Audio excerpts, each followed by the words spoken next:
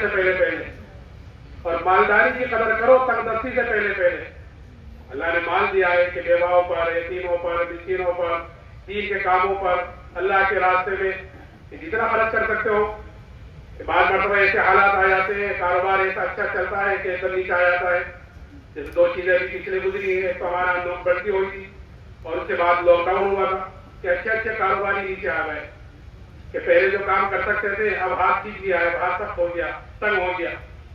تو مالداری کی قدر تنگ دستی سے پہلے اور فرمایا کہ صحت کی قدر کرو بیماری سے پہلے. ہاں، صحت میں جو آدمی کام کر سکتا ہو وہ بیماری بھی نہیں کر سکتا.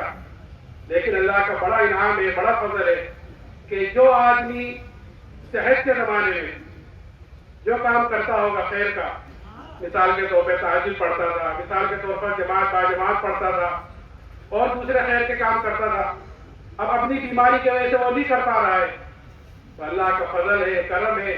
اس کے انعامات میں سے ایک نعمت یہ بھی ہے کہ اللہ تعالیٰ اس کے نام اعمال میں وہ چیز لکھتے رہتے ہیں کہ بیماری کی وجہ سے جو چھٹی ہے.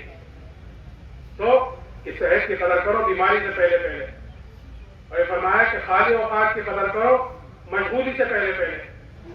کہ خالی اوقات کی قدر کیا ہے کہ مثال کے طور پر بتا رہا ہوں کہ ایک حدیث پاک کا ایک مفہوم ہے کہ جو آدمی 40 دن اخلاص کے ساتھ ایسی طرح نماز پڑھتا ہے کہ اس کی تکبیر اولا فوت نہ ہو، تو اس کو 2 بڑے پروانے اللہ کی طرف سے ملتے ہیں. ایک پروانہ جہنم سے چھٹکانے کا اور دوسرا نفاق سے بری ہونے کا. یہ 2 بڑے پروانے اس کو مل رہے ہیں جو 40 دن اخلاص کے ساتھ اسی طرح نماز پڑھے کہ اس کی تکبیر اولا فوت نہ ہو. ایسا ماشاءاللہ اللہ کے راستے میں نکلنے والے بھی بہت سارے لوگ ہیں، بہت ساری جماعتیں ہیں. اللہ تعالیٰ نظرات کے نکلنے کو قبول فرمائے. تو اللہ کے راستے میں نکل کر اس حدیث پر عمل کرنے کا بہترین وقت ہوتا ہے. کیوں کہ نہ گھر ہے، نہ کاروبار ہے، نہ بھی بچے ہیں، نہ دوست احباب ہیں، نہ کسی کی خوشی میں جانا، نہ کسی کی غمی میں جانا، کہ ہر وقت مسجد ہی میں رہنا ہے، کوئی دوسرا کام ہی نہیں ہے. اگر یہاں اس پر عمل ہو گیا تو ہو جائے گا، اگر یہاں عمل نہ ہوا تو گھر جا کر عمل کرنے اس حدیث پر مشکل ہو جائے گا. کیوں؟ کیونکہ گھر تو سینکڑوں جھگڑے ساتھ لگے ہوئے ہوتے ہیں، گھر میں کیسے کام ہو جائے گا. تو یہ میں نے مثال کے طور پر کہا کہ خالی اوقات کی قدر کرو مشغولی سے پہلے. کہ یہاں اس چیز کی قدر یہاں ہو سکتی تھی اللہ کے راستے میں نکل کر، اگر یہاں نہیں ہوئی تو مشغولی کے گھر پہ جا کر اب تو مشغول ہو گیا.